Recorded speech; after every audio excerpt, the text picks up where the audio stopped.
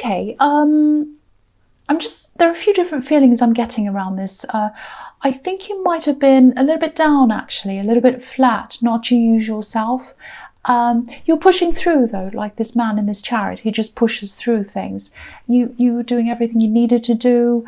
You always meet your obligations, but it was a little bit like, you're on autopilot a bit, I think. You had to do what you had to do, but your heart wasn't really there. Your emotions were somewhere else. Your heart was somewhere else.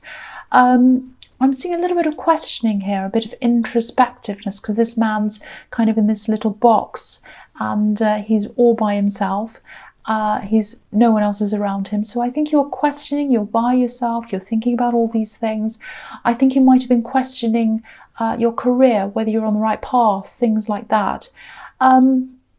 Yeah, if that resonates, that's really, really unusual for you. You're usually quite confident and you know where you're going in that area of your life. Yeah, this is what I'm getting. There's a feeling of missing out.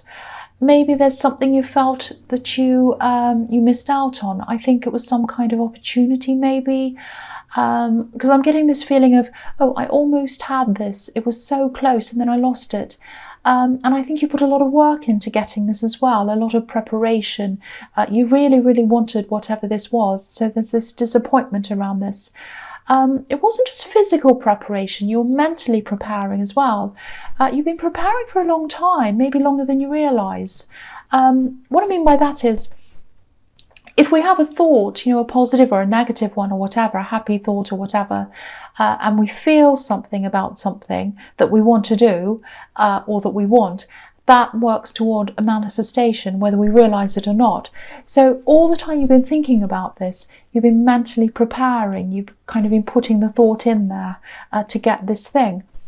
Maybe even for years. So if that resonates, I can see why you were so down and so flat when this didn't happen for you. Just looking at this, I actually think you still have a chance at this. I'm just looking at this star on this man's head. He's a determined man, obviously, and he's full of hope. His head's got, there's hope in his head with this star on his head. So I think you'll be able to do this. I think you'll be able to get this kind of feeling of hope back. And yeah, I absolutely think you can still do this. The thing is, though, this is what I'm seeing here. If you look at this man, obviously he's determined, but he looks as if he's really stubborn. It's almost like he's on a track. He's got his mind set on one track. He's not moving from that track. And there's a box around him. There's that box around him again. So he's all by himself. He's not listening to anyone else. So I think if he was on the wrong track and someone came and said, hey, you should really go this way. You're on the wrong track. Don't go that way. Maybe you should go this way. He wouldn't listen. He wouldn't hear them. So you can still do this, but I don't think it's going to happen in the way that you're imagining. It's going to come from being on another track, if that makes sense. I'm seeing some kind of an application process. Maybe you applied for this thing once and you missed out officially. And there's this feeling of, oh, there's no hope. There's no more hope. I can't do this. There is hope. That's what I'm seeing. There is. But you're going to have to go through another door to get there, if that makes sense. There's some other way. It's like there's some other kind of alternative way or alternative process or something like that. I actually think there's someone you should be speaking to face, because the feeling I'm getting is that once you're able to explain things and you can sit down in front of another person, another human, that'll make a big difference. Because it's a little bit like the process you went through. In the process you went through, you're a bit of a number. And this is about seeing you as a person rather than seeing you as a number, if that makes sense. That's what you have to get across. I'm human. This is me. This is my personality. So see if you can set up a meeting with the right person. Speak to them face to face if you can. Something like that has to happen, whatever fits in with your situation, because this is about humanizing this thing. That's the important thing here, I think, humanizing yourself to them so that they see you as a human, as someone who really wants this, who's someone who has feelings and understands this. You're not just a number to them. That's what I'm getting there. I hope that makes sense. So the next card you have your past is the Fool. Yes. yeah, this is how you felt. This is how you felt when you thought you were going to be doing this thing. When you first came along and you thought of this and you think, oh, I'd love to do this. I'm so excited. I'm looking forward to this. Now, again, you can still do this. There's a way into this. And don't feel as if you'll be wasting people's time if you set up this meeting. You're passionate about this. You want this. And that's what people want. They want someone who really wants this, who's passionate. They just need to see that coming from you. The other thing I'm seeing is newness, freshness, starting over again. I think someone was definitely thinking about you at this time. I think they've been thinking about you for a while. I think they might have been going toward you wanting to do this, but then going backwards again. So it was a little bit of going forwards. Oh, I really want to do this, but oh, I'm not sure. Backwards, forwards, backwards, forwards. They wanted to connect, but they weren't sure. But I think this time with the Fool card, they're definitely going to come forward. I'm getting this feeling of, oh, I don't know if this is the right thing to do, but I'm doing it anyway. That's what I'm getting, because I've been through backwards and forwards. I've been through wondering. I've done all that. Now I just don't care anymore. I'm just going to do this. That's what I'm getting. If you look at this Fool as well, you know, he's carrying his belongings around with him. He's got them with him. He's traveling, and he's collected these things through his life. They might be clothes, might be things he you know, pictures or whatever. Probably not in those days, but things that mean things to him, things that he wants to take with him. So he's carrying these memories of the past with him, and he's carrying them around in this red cloth. So this person has memories of you on their mind. They're carrying them around with them all the time, and this is red, so they're probably passionate memories. There's a lot of nervousness around this as well. It's like, I want to do this, I know I have to do this, but I don't want to go too far. I don't want to push this over the edge, over this cliff, like this Fool's kind of jumping over this cliff. So they're definitely going to contact you again if they haven't already. This is in the past. I'm actually getting a really strange feeling around this. It's almost as if they remind you of someone else, or they remind you of another time, a time that you might not feel that good about. So if that makes sense to you, you probably don't connect with them again, and that might or might not be their fault, I don't know, but there's some kind of triggering going on, triggering feelings of a time in your past, that kind of thing. So I hope that makes sense to someone. So the last card you have, your past, the Three of Cups. Yeah, the feeling I'm getting on this is yeah, you know, you have the Fool and you have the Three of Cups together, and maybe you feel as if they're not very serious, or it might be that they remind you of this time when you weren't taken very seriously. That might be what this not so good memory is. Or there might not be a reason, it might just be a feeling. You know, sometimes people's reasons for not wanting to be around someone aren't logical, they're subjective, they're feelings based. It's a little bit like, I don't know if this is a trivial example, it probably is, but it's a little bit like names, you know, people's names. You might not like a person's name because it reminds you of someone else with that same name, you know, who you don't like.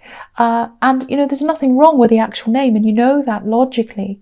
But, you know, if you had to choose a name for your child, let's say, it wouldn't be that name because it reminds you of that person.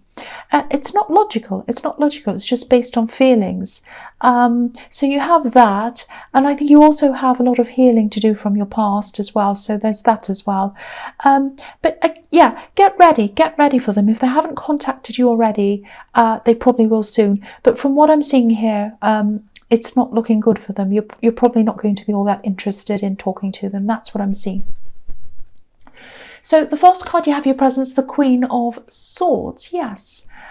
Okay, so obviously the first thing I'm seeing here is this is what you're going to be like when they come back. You know, you're going to be a little bit like this Queen. Your guard's going to be up. You're not going to be interested really. And I think they're already sensing this coming from you, because I was seeing this nervousness.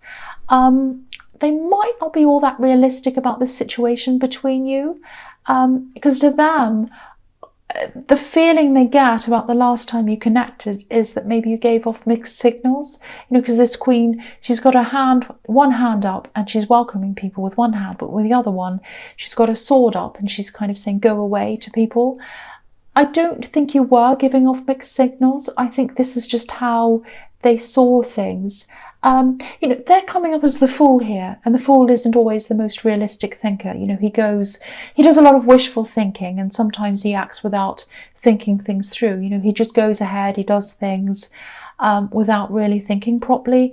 So what might be a clear no from you might be seen as mixed messages to them, because they've kind of got a lot of this wishful thinking around this. They're only seeing what they want to see.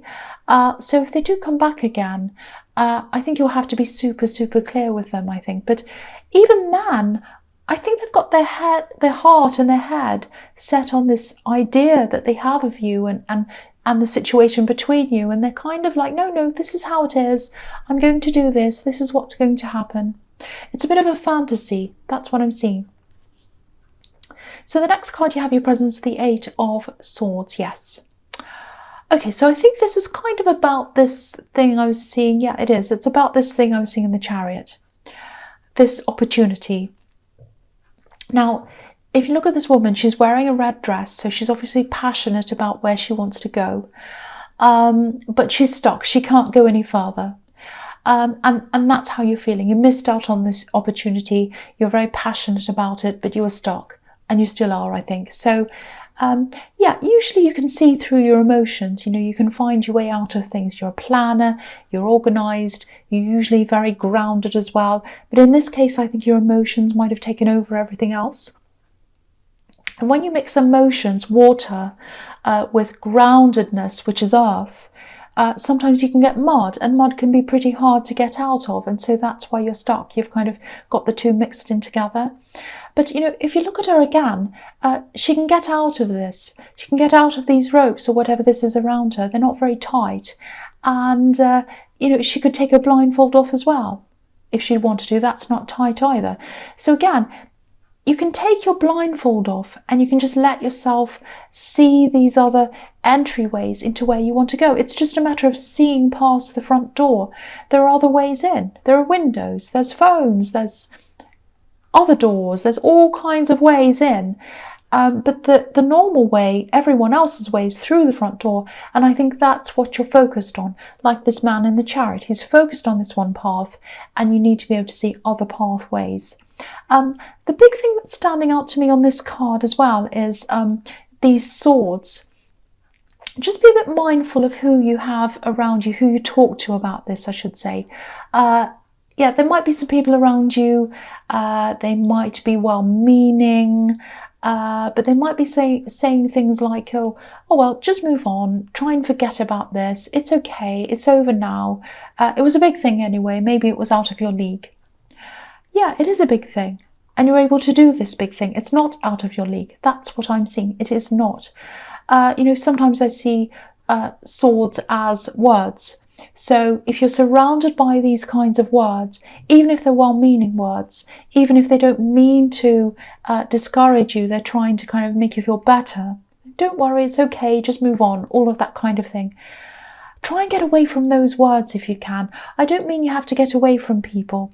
It might just be that you say to them, because they are well-meaning, you might just say to them, well, let's not talk about that. Let's talk about something else. I don't really want to talk about that. And then you can move on from those words, because you're really going through this down, flat feeling and all of that. And I don't want you to have this energy, this negative energy in these words, making you feel even worse.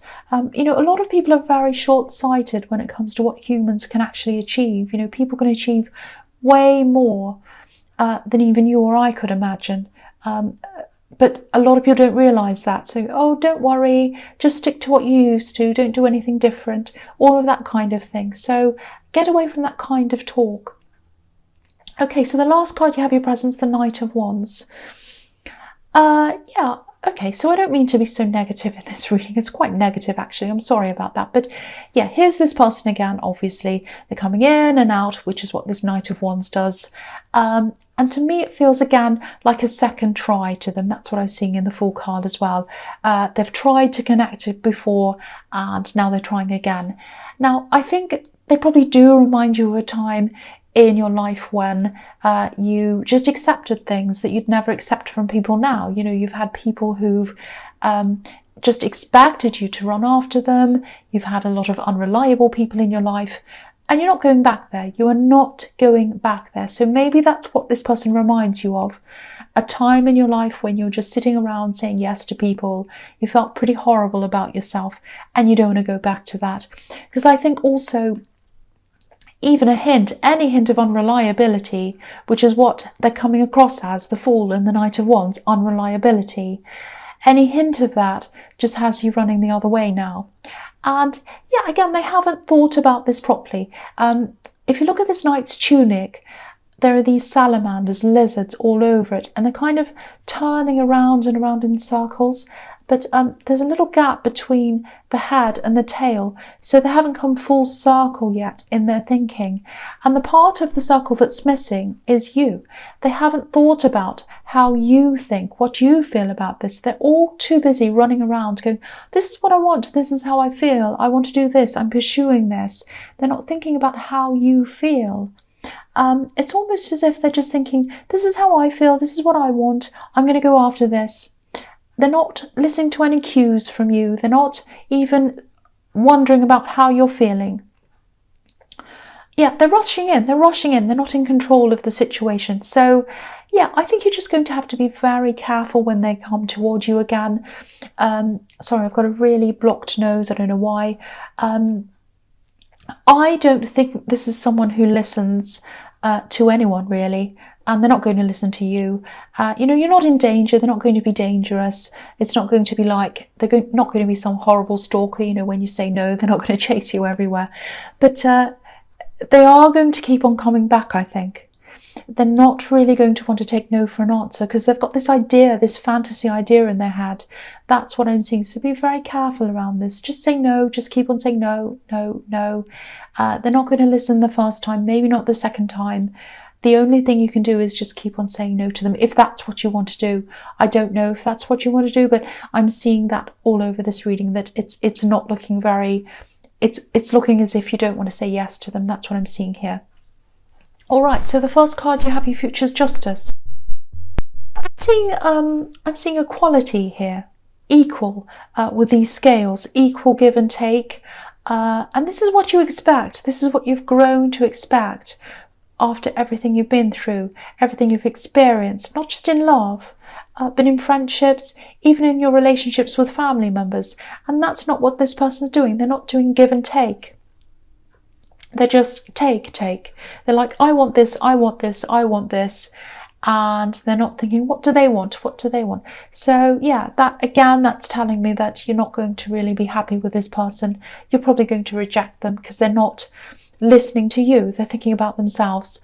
And when I was thinking, because I was seeing family members not quite understanding you. I think I've seen this in your readings before. I'm seeing that here again.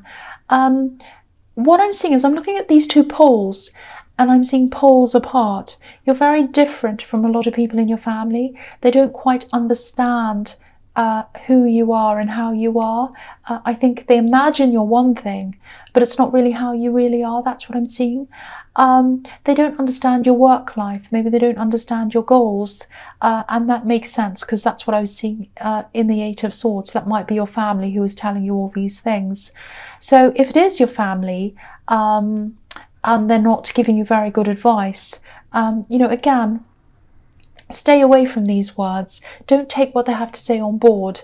I don't think these people have bad intentions. They just don't have enough knowledge and understanding to be able to give you a proper opinion.